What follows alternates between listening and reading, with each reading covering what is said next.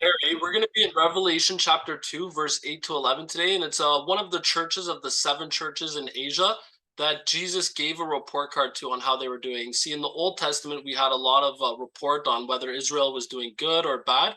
And in the New Testament, we don't have as much of this report, and we only find it here in these two chapters, chapter 2 and chapter 3. So we're just going to read it verse by verse on this church. To the angel of the church in Smyrna, write, these are the two words of him who is the first and the last, who died and came to life again. So who is this? This is Jesus speaking, or? Yeah, it's Jesus, and actually the letter, these messages that we receive in chapter 2 and 3 of Revelation, it says that God gave them to Jesus. Jesus gave them to the angel gave them to John, and John is giving them to us. So this is Jesus' message here, but Jesus always speaks what the Father asked him to speak, and then he's passing that on. Yeah, and it's interesting too, is just adding one more step to that is now we pass it on to others as well. Just another whole step in the process here, which I love of it. Verse Yeah, 9. yeah, yeah, that's right. I know Yeah. your afflictions and your poverty, yet you are rich. I know about the slander of those who say they are Jews and are not, but are a synagogue of Satan. What does it mean though when he says, "I know your afflictions and are in poverty, but yet you are rich"? Isn't that like an oxymoron in a way? That's the way it is, and, if we're rich in this world, Jesus says that's not a good thing, usually. It happens, but not common, but he says, "Those that are poor in this world and find Jesus, they are really thrilled." They go from being poverty-stricken quite often to being a child of God, son of the Most High, or daughter, and how special that is. Poor people really relate to the gospel because they're disappointed in their natural world, but so excited about being a child of God and how special that is. So you do get the riches there. And then it also talks about those that were Jews in the church, and that is not okay because when we're Christians, we're not Jews. If we came from a Jewish background, we're still Christians. If we're Buddhist background, we're Christians. If we're Hindu background, we're Christians. We don't be both.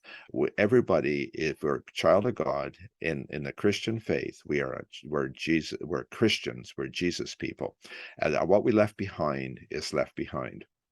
All right, then verse 10. Do not be afraid of what you are about to suffer.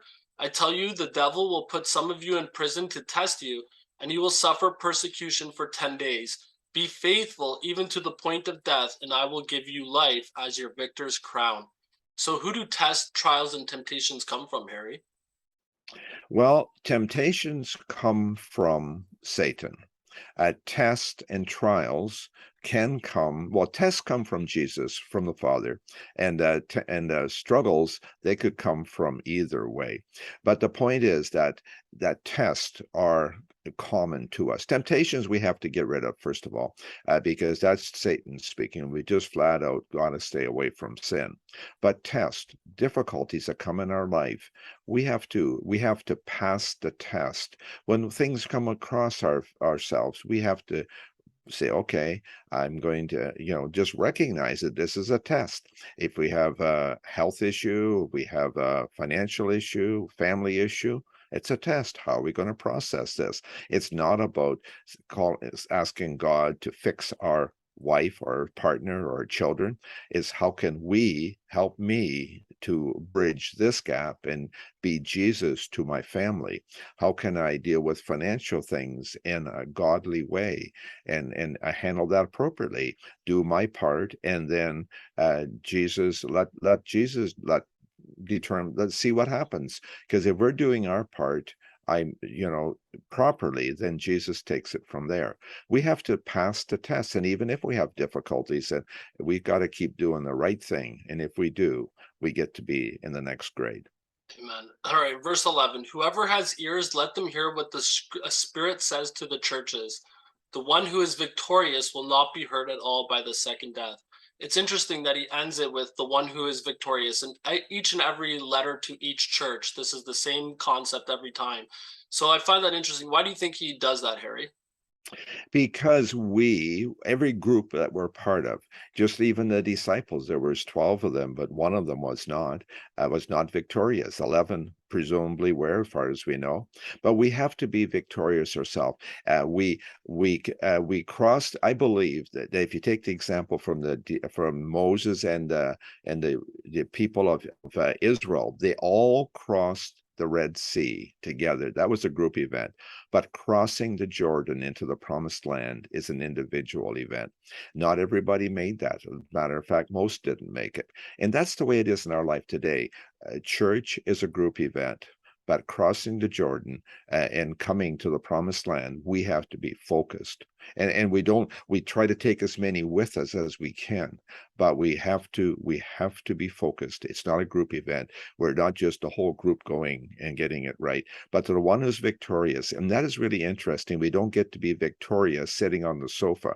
It's battle that's involved, a struggle that's involved, passing the test, all the struggles that are coming our way. And if we are, then we get, in this case, it says we do not have the second death. And the second death is our spiritual death, because we go from life to our body dies, but we go on to the Lord. We don't have the second death. We have born twice, die once. Amen. Thanks a lot for this, Ari. Thank you.